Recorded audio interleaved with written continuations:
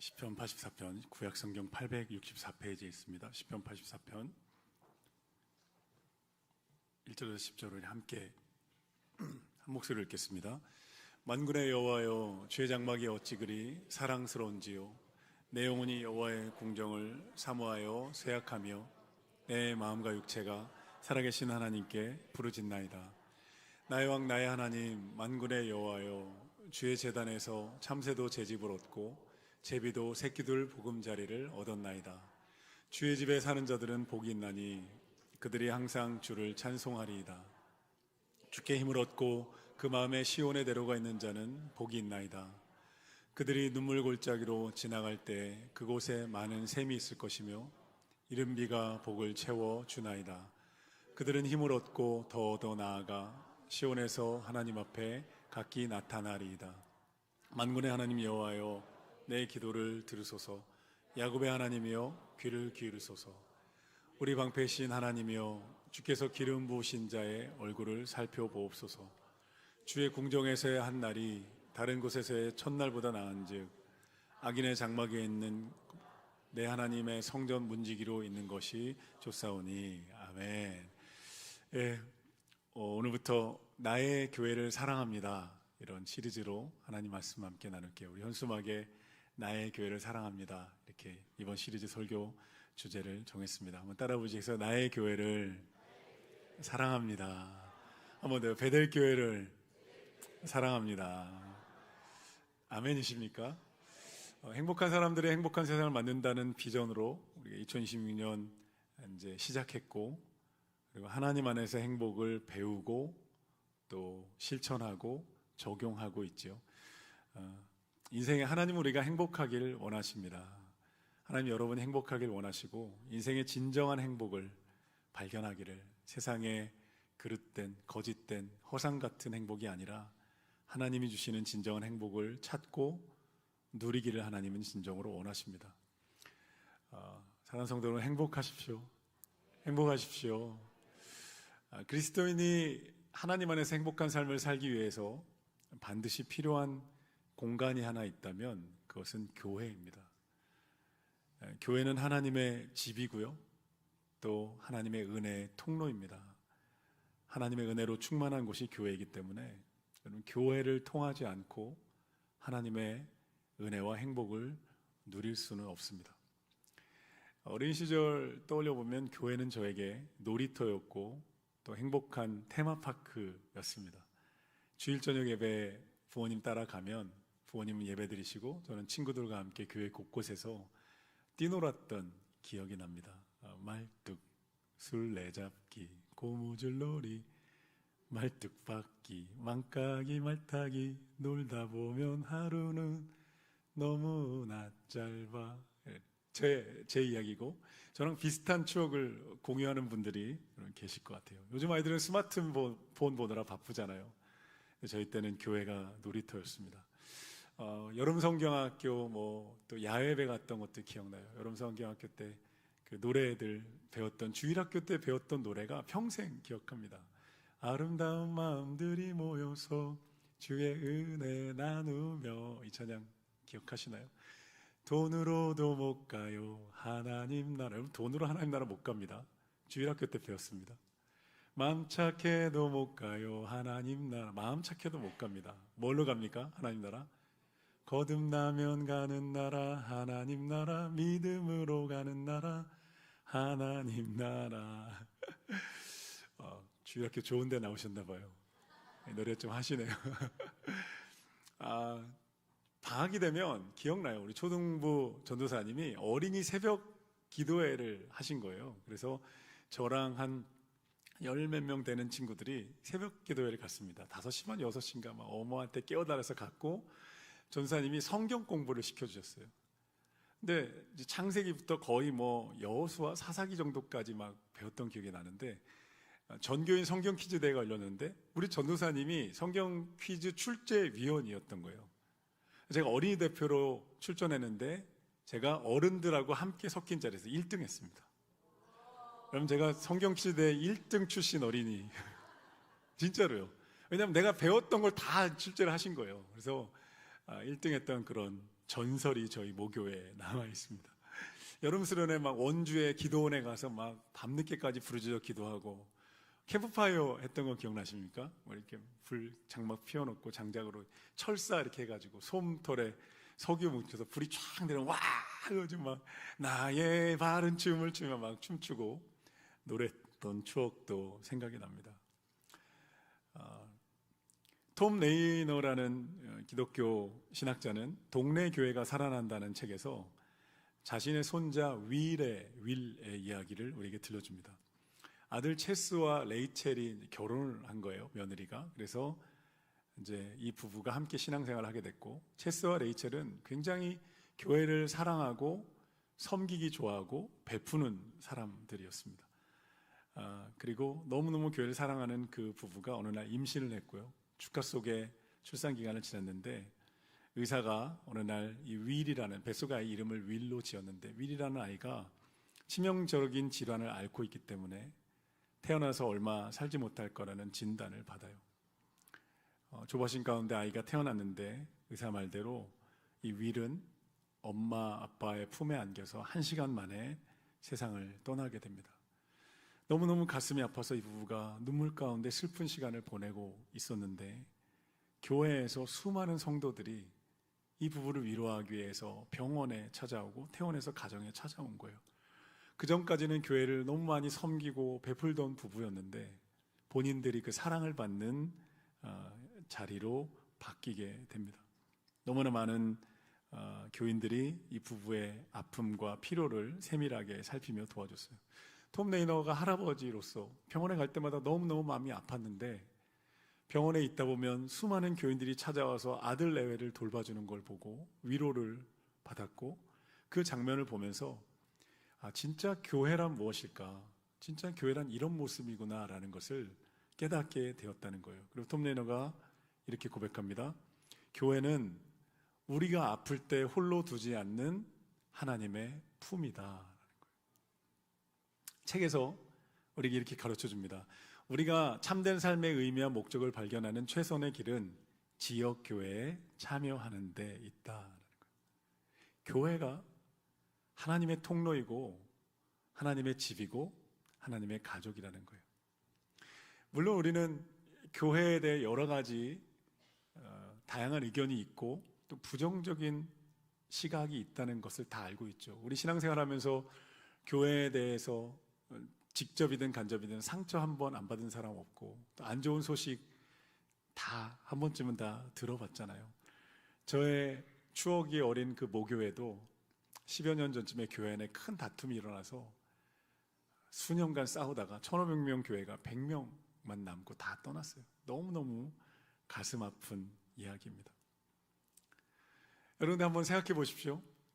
성경적으로 예수님이 디자인하신 진짜 아름다운 교회가 있다면, 진짜 하나님이 의도하신 아름다운 교회가 눈앞에 있다면 어떨까요? 상처받는 이들을 돕기 위해서 힘있게 섬기는 교회를 한번 상상해 보십시오. 그 섬김을 통해 많은 사람의 인생이 회복되고 삶의 변화가 일어나는 거예요. 또 지역사회를 섬기기 위해서 똘똘 뭉치며 섬기며 기도하는 교회를 한번 떠올려 보십시오. 그들의 도움을 우리 교회를 통해서 많은 가정과 부부들이 회복됩니다. 어려운 일을 돕기 위해서 선교하는 교회를 한번 상상해 보십시오. 자연의 재난, 또 인생의 장애들, 아픔을 겪는 이들을 찾아가서 위로하는 교회. 그리고 그 교회, 그런 교회에 가서 예배 드리고 있는 나를 한번 상상해 보십시오. 한 주 동안 기대감이 있는 거예요. 주일이 기다려지고 예배를 드리고 싶고 그곳에서 말씀하시는 하나님을 바라보는 나 자신을 한번 상상해 보십시오. 여러분, 그런 교회가 있다면 세상에 희망이 되지 않을까요? 그런 교회 일원이 된다면 가슴 벅찬 감동이 있지 않을까요? 그 교회에 동참해서 내 삶이 실제로 달라진다면 우리는 기꺼이 그 교회에 함께 할 것입니다. 시편 84편 오늘 읽은 본문은 시편의 저자는 고라 자손이라고 되어 있습니다. 성경 한번 보시겠어요? 시편 84라는 숫자 오른쪽에 보면 고라 자손의 시라고 적혀 있죠. 이 고라 자손은 레위 지파였고요. 그리고 성전의 문지기들이었습니다. 근데 이 고라자손은 이 시를 통해서 자신들이 1절에 보면 주의 장막을, 그리고 2절에 보면 여호와의 궁정을 얼마나 사랑하는지를 아주 절절하게, 애절하게, 마치 상사병에 걸린 연인이 사랑하는 사람을 부르듯이, 그리고 돌아가신 어머니를 사모하는 사모곡을 쓰는 아들처럼 너무너무 애절하게 그 마음을 이 시에 표현해서 우리에게 들려줍니다. 구약시대 이 시인에게 주의 장막, 1절의 주의 장막과 2절의 여호와의 궁정은 오늘 우리에게는 교회입니다. 예수님을 통해서 하나님의 성전이 교회가 됐고, 우리는 교회를 통해서 하나님을 만납니다. 1절 한번 보십시오. 1절 함께 읽어주세요. 다 같이 시작. 이 고라 시인들이, 고라단의 시인들이 주의 장막을 향해 노래하는 거예요. 만군의 여호와여, 주의 장막이 어찌 그리 사랑스러운지요. 이 사랑스럽다는 히브리어 원어를 보면요, 그냥 쳐다보면서 아 예쁘다, 아 사랑스럽다, 이게 아니고요. 히브리어 원어를 보면 어떤 거냐면 연인을 향해서 부르면서 내 사랑, 이런 거예요. 와, 내 사랑하는 여인이 저기 온다, 이렇게 부르는 감탄이 섞인 표현입니다. 교회를 보면서 이 시인이 노래하는 거, 저기 건물이 있다, 콘크리트가 있다, 교회라는 종교가 있다, 이게 아니고 교회를 보면서 내 사랑, 내 연인, 내 인생의 기쁨이 저기에 있다라고 사랑 고백을 하는 거예요. 그리고 2절에 보면 상사병에 실제로 걸립니다. 2절 한번 읽어주십시오. 다 같이 시작.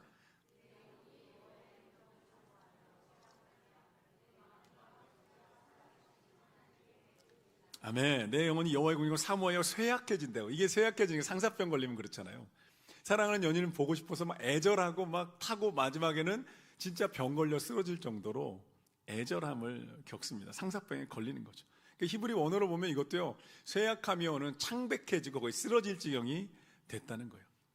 오늘 본문의 시인은 교회를 건물로 보는 게 아니에요. 콘크리트 벽으로 보고 종교 제도로 보는 게 아니라 내 마음을 다해서 사랑하고 연모하는 연인으로 바라보고 있는 거예요.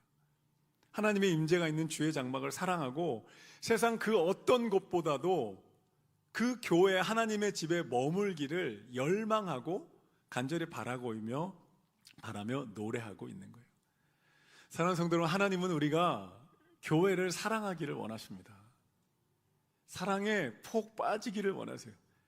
교회의 일원이 되어서 풍성한 삶을 살도록 우리를 만드셨고 그렇게 디자인하셨어요. 사랑하는 성도 여러분, 교회와 사랑에 빠지기를 예수님의 이름으로 축복합니다.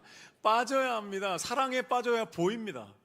멀리서 바라보면 건물만 보입니다. 종교만 보입니다. 그런데 여러분, 가족이 그렇잖아요. 가족은 멀리서 바라보는 대상이 아니잖아요. 멀리 바라보며 지켜보지 않잖아요. 가족은 내가 들어가 가족이 되는 거잖아요.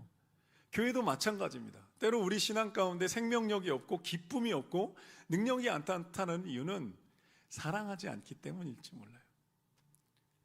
교회와 사랑에 빠지기를 하나님 원하시는 거예요. 한번 따라 해보세요. 나는 교회와 사랑에 빠질 겁니다. 아멘. 옆 사람을 인사하겠습니다. 교회와 사랑에 빠지십시오. 사복음서 이후에 기록된 신약의 모든 기록들은요, 다 교회를 중심으로 여러분 기록되어 있습니다. 사도행전이 어떻게 시작돼요? 1, 2장에 예루살렘 교회가 탄생하며 시작돼요. 그 이후에 어떻게 진행이 돼요? 바울과 사도들이 선교합니다. 선교할 때마다 뭐가 태어나요? 교회가 세워져요. 그리고 교회가 계속 세워지는 이야기로 갑니다.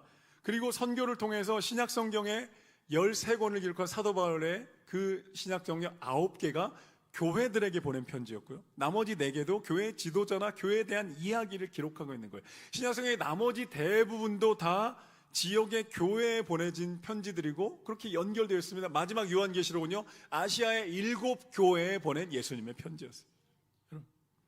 하나님의 그러니까요, 신약 성경의 가장 큰 초점은 교회에 있고요, 하나님의 가장 큰 관심은 교회에 있다는 거예요. 하나님의 집이고 하나님의 가족이고 하나님의 통로라는 것입니다. 교회가 어떤 곳인가, 하나님께 얼마나 귀중한 곳인가를 알려주는 성경 본문이 사도행전 20장 28절에 나오는데요, 이렇게 말씀합니다. 하나님이 자기 피로 사신 교회다. 이게 그냥 지나칠 표현이 아닙니다. 여러분, 하나님이 피, 생명이거든요.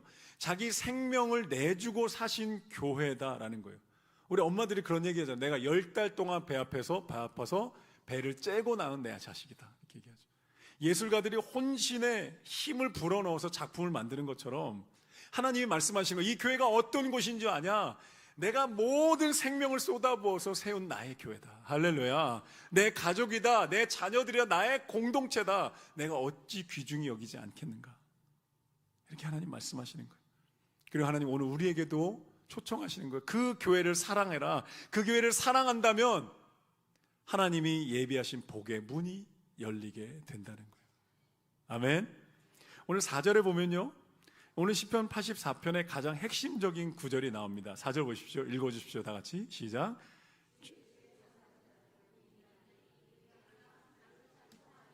아멘. 어떤 자들이 복이 있다고요? 주의 집에 사는 자들이 복이 있다고요. 오늘 시에서 주의 집은 교회입니다. 주의 집에 사는 자들이 복이 있다. 주의 집을 사랑하고 주의 집에 머무르기를 기뻐하는 자들에게 이 4절 끝에 보십시오. 그들이 항상 주를 찬송하게 하신다는 거예요.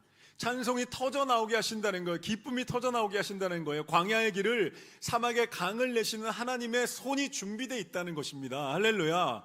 누구에게요? 주의 집을 사랑하는 자들에게. 6절에 보면 시인이 이렇게 노래합니다. 우리 인생 가운데 6절 보시면 그들이 눈물 골짜기를 지날 때 그곳에 많은 샘이 있을 것이다. 그들이 누구예요? 주의 집을 거하는 자들. 그들이 인생 가운데 눈물 골짜기가 있다는 거예요. 이 눈물 골짜기의 히브리 원어가 눈물이 바카인데요. 바카는 나무 이름입니다. 이게 팔레스타인의 지리를 좀 알아야 되는데요. 예루살렘으로 올라가는 길에 석회암으로 된 메마른 저지대들이 있는 거예요. 비가 오지 않아서 딱딱하게 메마른 돌 골짜기가 있었어요. 그 길이 굉장히 힘들고 어려웠다는 거예요. 탈진을 경험하는 거예요. 근데 그것을 지날 때 바카나무가 있대요. 바카나무를 보면 수액이 흘러나와서 물을 먹을 수 있나 해서 먹으면 안 되는 독성이 있는 나무였던 거예요. 물을 먹을 수 없는 거예요. 얼마나 고통스러운 거예요. 이 바카나무가 가득한 골짜기를 눈물 골짜기라고 불렀어요. 이 눈물 골짜기는 오늘 우리 인생 가운데 우리가 지나는 눈물의 골짜기를 상징합니다. 어떤 이들에게는 재정적으로 어려운 골짜기이고, 어떤 이들에게는 깨어진 관계의 골짜기이기도 하고, 어떤 이들에게는 지독하게 아픈 질병의 골짜기이기도 합니다. 샘이 없는 거예요. 물이 없는 거예요. 마른 골짜기를 지나가야 되는 거예요. 그런데 오늘 6절에서 이 시인이 노래합니다. 그렇게 메마른 골짜기, 바카나무로 먹을 물이 없는 그 골짜기에도 하나님은 샘이 솟아나게 하신다. 하나님이 하신다는 거예요. 전혀 물이 없을 것 같은 메마른 땅에 하나님이 샘이 솟아나게 하신다. 여러분, 교회는요, 눈물 골짜기가 변하여 샘이 되는 곳입니다. 하나님의 임재, 하나님 아버지의 사랑을 경험하고 예배를 통해 하나님을 만났을 때 막혔던 샘이 터져 나오는 곳인 줄로 믿습니다. 십자가의 복음으로 우리에게 찾아오셔서 묶여있던 모든 죄와 상처와 고통들을 풀어주시는 곳, 그래서 정말 말말랐던 땅에 샘이 흐르기 시작하는 곳, 어둠이 변하여 빛이 되는 역전의 현장이 여러분 주님의 교회인 줄로 믿습니다. 주의 보좌에서 흐르는 생수의 강이 되어 강이 흐르는 모든 곳마다 생명이 살아나리라. 이 찬양이 성취되는 것이 여러분 교회입니다. 여러분, 세상을 둘러보면요, 인생의 목마름, 인생의 의미, 인생의 가치의 목적에 대해서 알고 싶은 수많은 책들과 수많은 영화들이 만들어지고 있습니다. 그렇죠? 왜 그런 책들이 쓰여질까요? 왜 그런 영화들이 만들어질까요? 사람들 안에 알고 싶은 거예요. 삶의 의미와 목적, 도대체 이 고통의 의미, 이 메마른 내 인생을 촉촉히 적셔줄 뭔가 은혜의 담비나 위로의 담비가 있을까?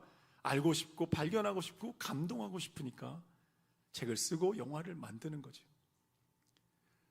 최근에 개봉한 영화 중에 왕과 사는 남자라는 영화가 있는데 한국 역대 영화 관객 수 2위에 올랐습니다. 1680만 명이 그 영화를 봤대요. 1680만 명이면 거의 그냥 어른들 중에 볼만한 사람들 다 봤다는 거예요. 1위는 뭘까요? 1위는 이순신 장군이죠. 명량입니다. 우리 이순신 장군은 지켜드려야 합니다. 이순신 장군을 넘어서는 영화가 없기를 간절히 소망합니다. 민족의 영웅은 지켜드려야 합니다.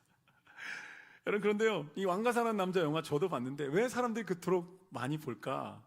영화를 보면서 감동하고 싶은 거예요. 삶의 애환들, 진짜 산다는 게 뭘까?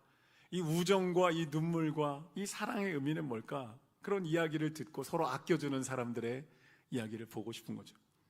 조선 왕조 때 수양대군이 계유정난을 일으켜서 어린 왕 단종을 폐위시키잖아요. 그 수양대군 아십니까? 내가 왕이 될 상인가? 그 수양대군, 무서운 수양대군이 조카를 폐위시켜요. 그리고 강원도 고령 영월에 있는 광천골로 유배를 보냅니다. 어린 단종이 씁쓸하고 아픈 마음으로 가요. 근데 광천골 시골 사람들은 왕족이 오면 우리 마을이 풍요로워진다는 기대감으로 막 들떠서 기다립니다. 근데 막상 오고 보니까 폐위된 왕이었어요. 우여곡절이 막 일어납니다. 서로 싸우다가 서로 애틋하가 아껴주고 함께 울고 함께 친해지면서 우정을 쌓아갑니다. 수양대군과 한명회가요, 광천골 사람들이 단종대군을 도와준다는 이야기를 듣고 내가 광천골 주민들을 몰살시키겠다고 선언해요. 단종이 이 마을 주민들을 지키기 위해서 스스로 목숨을 끊습니다. 너무너무 슬퍼요. 정말 눈물 납니다. 이 영화 안에 권력 다툼이 있고 삶의 의미가 있고 사람이 산다는 그 우정과 애틋함이 들어있죠. 세상 영화도 이런 가치를 이야기하지만 성경은 진짜 풍성하고 진짜 영원한 생명에 대해서 우리에게 말해줍니다. 성경은 인류 역사상 가장 많이 팔린 베스트셀러잖아요. 성경과 비교할 수 있는 책이 없습니다. 지금까지 70억 권이 팔렸고 매년 1억 권 이상 판매되고 3,600개의 언어로 번역이 됐어요. 그 베스트셀러의 저자인 예수님이 우리에게 두 가지 메시지를 아주 명확하게 전해주세요. 첫 번째는 영원한 구원이 있다는 거예요. 한번 따라해보시죠. 영원한 구원이 있습니다. 하나님이 이 세상을 처럼 사랑하사 독생자를 주셨으니 이는 저를 믿는 자마다 멸망치 않고 영생을 얻게 하려 하심이라. 영원한 생명은요, 죽지 않은 생명만 의미하는 건 아니에요. everlasting life가 아니라 영원한 생명 그 자체이신 하나님과 관계가 회복된다는 거예요. 할렐루야. 이 의미도 내포되어 있어요. 그런데 예수님이 전해주신 두 번째 메시지가 있습니다. 영원한 생명이 미래에만 오는 것이 아니라 지금 여기서도 그 생명을 누리며 삶의 의미를 누리며 살아가는 길이 있다는 거예요. 지금 여기서도. 요모 10장 10절에 예수님이 내가 온 것은 양으로 생명을 얻고 더 풍성히 얻게 하려는 것이다 말씀하셨어요. 어떻게 해요? 그 영원한 생명을, 그 삶의 진정한 의미와 목적을 왜 지금 여기서 어떻게 우리가 누릴 수 있는가? 신약 성경은요, 너무나 명확하게, 너무나 꾸준하게, 너무나 반복적으로 말해줍니다. 교회를 통해, 교회 안에서. 한번 따라해 보시죠. 교회를 통해, 교회 안에서. 그리스도인들은 교회를 통해 교회 안에서 하나님의 그 풍성한 생명을 발견하고 만나고 누릴 수 있게 된다는 거예요. 아멘. 하나님 성경을 통해 너무나 명확하게 말씀하세요. 이론의 여지가 없어요. 다른 의견이 있을 수가 없어요. 교회 안에서 성도들은 말씀을 배우고, 교회를 통해서 성도 간에 의미 있는 교제를 경험하고, 교회를 통해 책임감 있게 서로 대하는 법, 사랑하는 법을 배우고, 섬김을 배우고, 온전한 제자의 길, 하나님의 백성으로서의 삶을 걸어가게 된다는 거예요. 교회를 사랑하는 자들에게, 주의 집에 거하는 자들에게, 주의 장막으로 인하여 마음이 쇠약할 정도로 사모하는 이들에게 여러분 하나님의 복의 문이 열리게 되는 줄로 믿습니다. 시인은요, 주의 집에 사는 자들이 누리는 복을 한 가지 더 말해줍니다. 6절에 보면 이른 비가 그들의 인생을 채워준다는 거예요. 이른 비가 있다는 거예요. 하나님이 주시는 이른 비가 있다. 이른 비가 뭐냐면요, 이것도 이스라엘의 지리를 좀 알아야 되는데요, 이스라엘은 4월에서 9월까지 건기입니다. 우리는 여름이 오면 장마비가 내리지만 중동 팔레스타인은 건기가 되면 비가 한 방울도 내리지 않게 5개월을 지내는 거예요. 떼약볕이 내린 채 5개월 지나면 어떻게 될까요? 땅이 딱딱하게 굳어버려요. 땅이 딱딱하게 굳어서 9월 돼서 이제 씨를 뿌리고 가을 추수를 준비해야 되는데 씨를 뿌릴 수가 없는 거예요. 그때 하나님이 내려주시는 비가 이른 비입니다.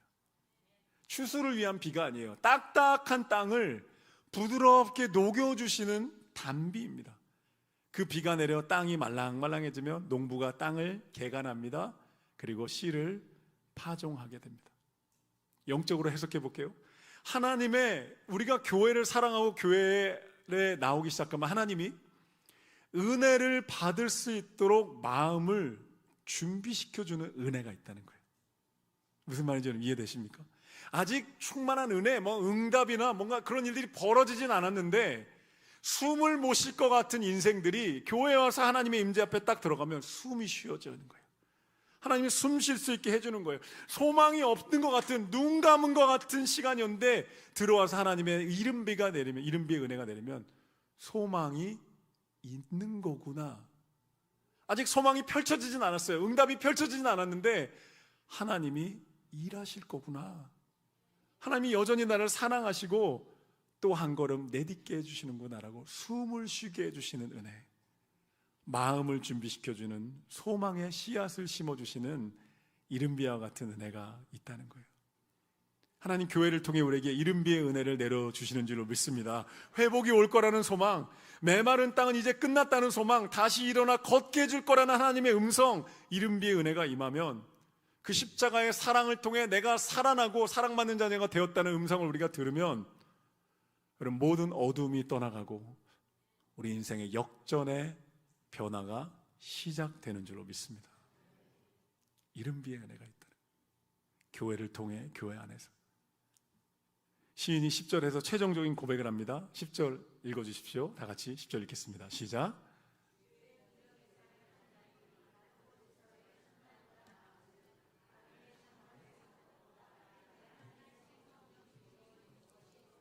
아멘. 이 시를 기록한 고라 자손들은 실제로 성전의 문지기들이었어요. 평생을 문을 지키면서 문을 통해서 저 멀리 드려지는 예배, 하나님의 은혜가 임하고 사람들이 회복되고 사람들이 치유돼서 살아나는 것을 목격한 사람들이었어요. 그러면서 고라 자손이 이렇게 고백하는 것은 주의 집에서의 하루, 문지기로 있는 것이 원수의 장막에 첫날 있는 것보다 더 낫다는 거예요. 이렇게 가치의 역전을 이야기하고 있는 거죠. 천일이 3년이잖아요. 세상 그 어떤 곳에서 3년의 영화를 누리고 3년의 상처를 받았던 인생이 이 주의 집에 하루만 거하면, 하나님과 사랑에 빠진 하루만 있으면 그 한 번의 예배가 그 인생을 살려낸다는 거예요. 할렐루야. 가치가 완전히 다른 거예요. 시간의 질이 다른 거예요. 3년을 아팠던 인생, 아니 30년을 아프고 죄에 묶여있던, 상처에 아파했던 인생도 주의 궁정에서 하루를 하나님을 만나면 그 인생 가운데 완전히 살아나는 은혜가 여러분 임하게 된다는 거예요.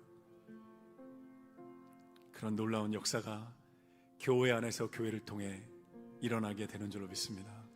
한 가지 이야기 말씀드리고 설교를 마무리할게요. 우리가 잘 아는 보물섬이라는 소설, 그리고 지킬 박사와 하이드라는 소설을 쓴 세계적인 작가 로버트 루이스 스티븐슨의 말년의 실화 이야기입니다. 스티븐슨은 소설이 베스트셀러가 되면서 부와 명성을 다 움켜쥐었지만 심각한 폐질환에 걸렸어요. 생명조차 위독한 상황에서 남태평양 외딴섬 사모아의 바일리마라는 곳으로 요양을 가게 됩니다.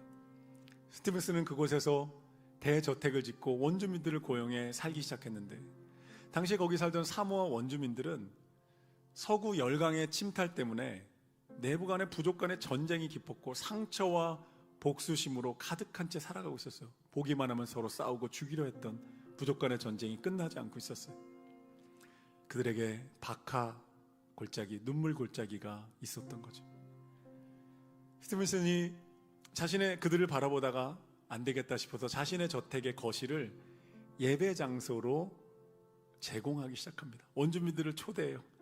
그리고 그들과 함께 예배드리고 그들에게 성경을 가르쳐주기 시작합니다. 그 예배를 통해서 원주민들이 하나님을 알게 된 거예요. 십자가의 복음과 그 사랑을 알게 된 거예요. 그것을 받아들이면서 죄와 상처와 분노에서 해방되기 시작합니다. 구원의 감격을 맛봅니다. 하나님의 사랑 안으로 들어가요. 그러면서 그 부족과 추장과 전사들의 삶에 대변혁이 일어납니다. 한때 칼과 창을 들고 서로 싸웠던, 잔인하게 싸웠던 추장들이 예배자가 됩니다. 그리고 스티븐슨 저택의 예배 시간에 자신들이 문 앞에서 문지기가 되겠다고 결정하고 사람들을 안내하기 시작합니다. 영국의 총독과 고위 관리들이 이 스티븐슨 유명인사를 만나기 위해 저택을 방문했는데, 그 부족을 호령하던 전사인 추장들이 정문에 서서 손님들을 맞이하고 신발을 닦아주는 모습을 보고 충격을 받은 거예요. 영국 총독이 추장에게 물었습니다. 당신은 이 섬의 강력한 지배자인데 어떻게 이 백인 사람의 집에 예배 시간에 이렇게 허드렛 일을 하고 있습니까?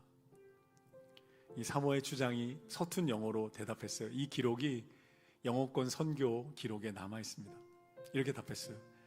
우리는 복수와 상처와 피투성이가 가득한 전쟁 속에서 보냈던 화려한 승리의 첫날은 우리에게 늘 지옥 같은 두려움을 건네주었습니다. 그러나 이 거룩한 예배 장막에 서서 주님을 찬양하는 하루를 맛본 다음에 우리는 진짜 행복이 무엇인지를 깨달았고 진짜 인생이 무엇인지 알게 됐습니다. 세상의 왕으로 군림하는 것보다 우리를 구원하신 하나님의 집에 문지기로 사는 이 하루가 내 인생의 가장 위대한 영광입니다. 사랑하는 성도 여러분, 하나님 우리가 교회를 사랑하기를 원하십니다. 멀리 바라보고 스쳐 지나가는 것이 아니라 이 하나님의 가족, 하나님의 집 사랑하면 교회가 보이기 시작합니다. 건물만 보이고 시설만 보이다가 우리 성도들의 상처가 보이고 보이지 않게 섬기는 문지기들이 보이고 하나님의 은혜가 곳곳에 부어지고 있는 것이 보이기 시작하고 그러면서 그 사랑 안으로 나도 빨려 들어가서 하나님의 은혜 안에 머무르게 됩니다. 교회를 사랑하는, 나의 교회를 사랑하는 저 여러분 되기를 예수님의 이름으로 축복합니다.